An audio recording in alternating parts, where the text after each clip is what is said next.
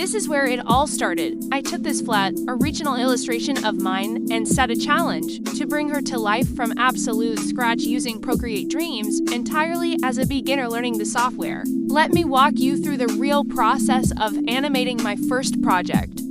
Part 1 started by selecting the perfect frame size, configuring my frame rates, and setting up the total animation time. Next, I dragged my original artwork directly from Procreate over into Dreams. I spent time separating the artwork into layers.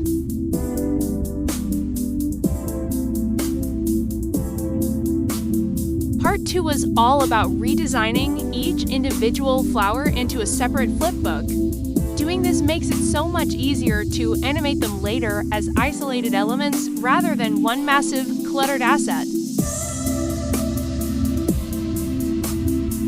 When tracing each flower, I established a strict system. I started with the solid base color, then drew the clean structural outline, and finally added the fine details. Once I finished one, I just repeated this exact tracing workflow for all the remaining flowers and leaves. It takes a ton of patience, but it lays down the perfect framework for clean movement.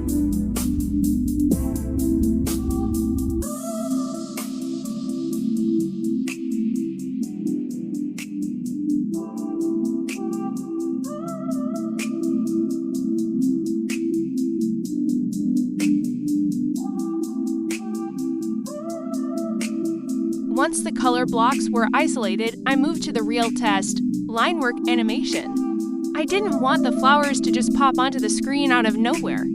I wanted the fine lines of her body structure to grow organically downward out of the stems. Linework leaves nowhere to hide, every stroke requires precision, or the character completely glitches.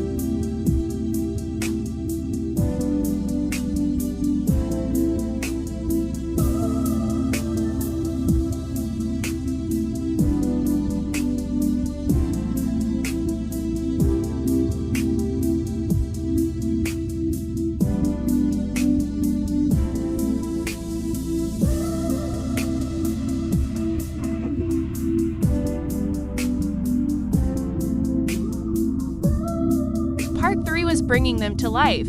I drew these individual flowers across different timeline frames to map out exactly how I imagined them moving. In my case, I wanted to create an illusion where the bouquet materializes out of nowhere, blooming onto the canvas. After the flowers were set, it was time to move on to animating the body structure.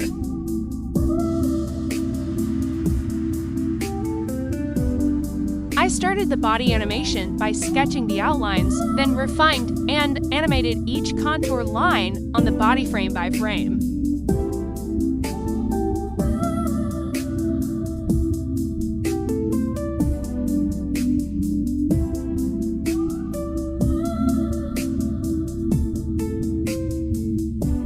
To speed up my workflow, I explored more tools in Dreams. I used the Perform feature and keyframe options to record live gestures, which let me add quick, fluid organic movement to each separate flower track.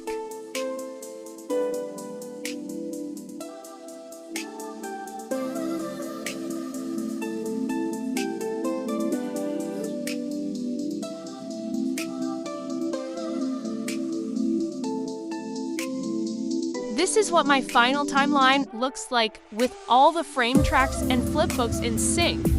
For the last step, I exported the file into an MP4 that you can easily export as GIF too, and here is the final look.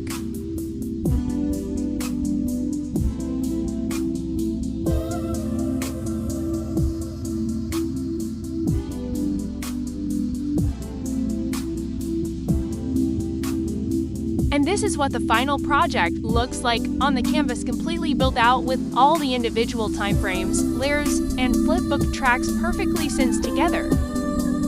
Stepping into animation definitely came with a massive learning curve, but seeing the flat illustration finally move is an unmatched feeling. I'll be covering everything I would do differently to save you time in my next breakdown video, so subscribe and stay tuned.